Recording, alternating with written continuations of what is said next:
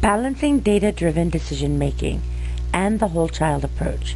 4 guidelines for moving in the right direction. Research question.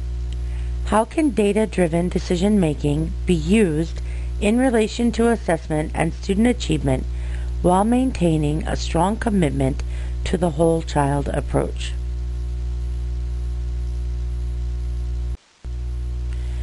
Rationale. Businesses use data-driven decision-making strategies to increase efficiency and profitability.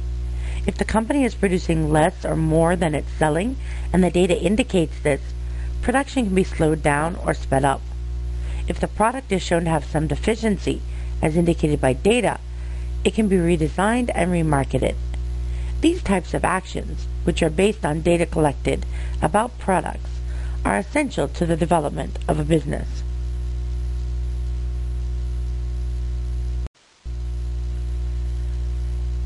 In the field of education, there is a great call by students, parents, teachers, administrators, community members, and lawmakers to improve achievement and skill levels by using the best practices and offering the best quality education necessary to meet the needs of those being served by the educational system. Due to this, assessment and data are at the forefront more than ever before.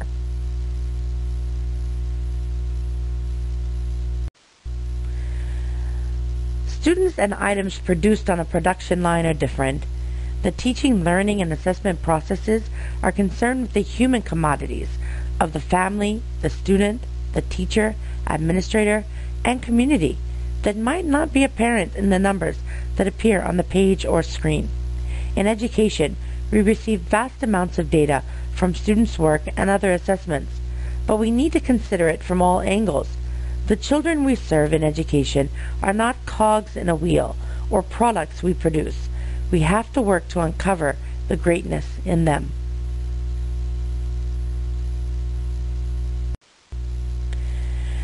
To ensure that data is used for the betterment of students and their achievement, it is essential to maintain focus on the true objective of quality education, which is the physical, social, and psychological development of the whole student.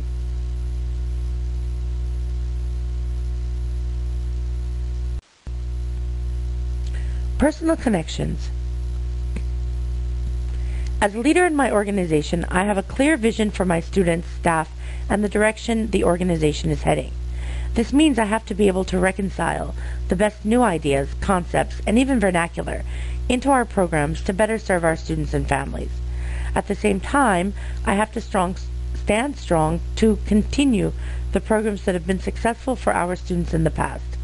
Using data-driven decision-making with attention to the needs and individual improvement of each child is a good solution for our school system in the future. The whole child approach of caring about each and every aspect of a child's progress is very important to me as a teacher and educational leader. It is the way I want my staff to address each and every child. Assessment data is important to the well-being of students only when it's used appropriately and to address individual student achievement versus large group achievement. The battle to improve a school district, and a state are won student by student, not in large groups. And finally, many students do not perform up to their capacity on standardized tests due to constructs. I am an example of this.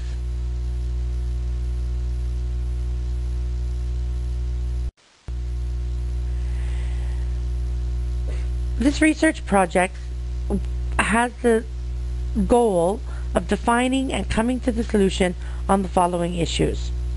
What is assessment? What makes assessment real? What is a construct? How do constructs affect the learning and assessment process?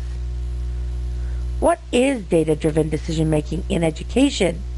We know that it means taking the data that we receive and making decisions based on it. But is there a difference on how this is applied to business versus education? What is validity? What things make an assessment of the data and the data produced valid?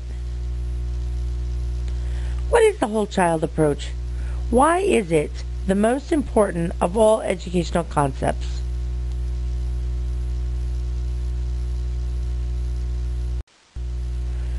So there are 4 big ideas or guidelines that we can consider to move in the right direction when we are integrating the whole child approach and data-driven decision making.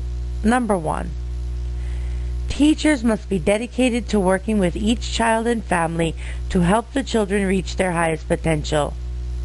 This is so essential.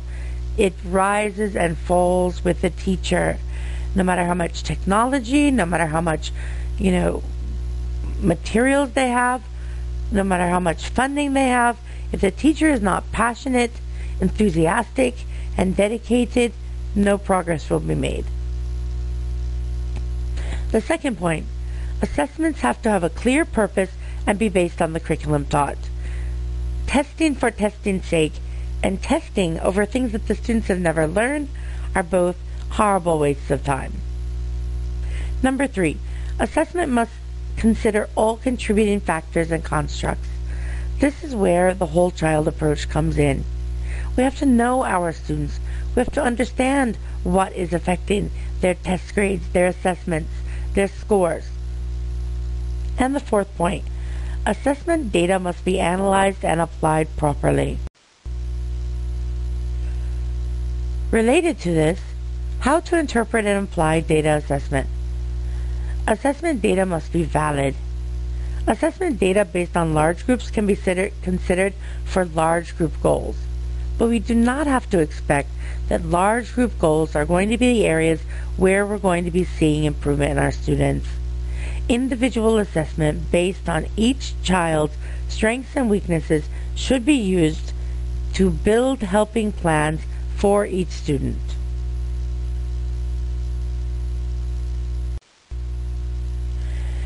So far I've been able to collect research in the way of articles and some books about the topic. Some very interesting articles, especially the rising tide of data, about how data is starting to take over and almost become like a tsunami for us in some cases. There's a very good introductory article that was written in 2003 about data-driven decision making, and basically defines it, tells us what to look for. And again, this was 2003 at the beginning of the trend. So the issues with the research collected so far is that most of the information collected is related more to opinions than research studies. There needs to be more data about teachers who are using data-driven decision-making in the classroom. More evidence needs to be sought about the pros and cons of data-driven decision-making, and more evidence of the importance of the whole child approach must be presented.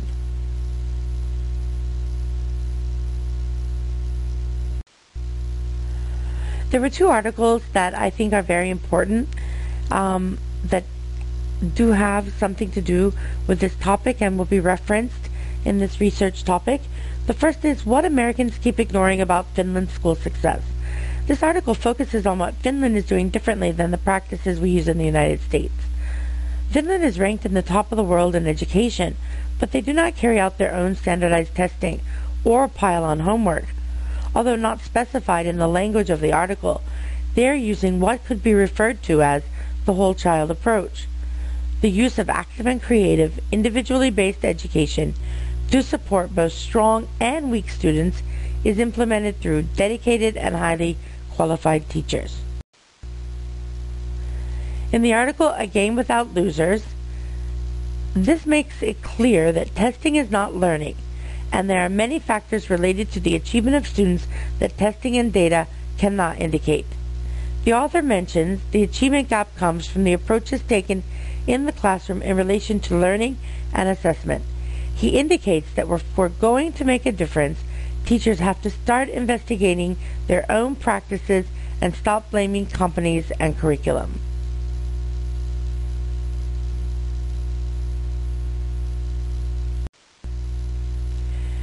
Moving forward in this project, For the final project, continued research will be carried out. Resources provided by the professor will be consulted for a better product. As the resources are found and the topic continues, I will decide if I need to narrow the topic more or if it can remain as broad as it is. I hope to make the case for individualized approach to assessment data-driven decision making. Thank you.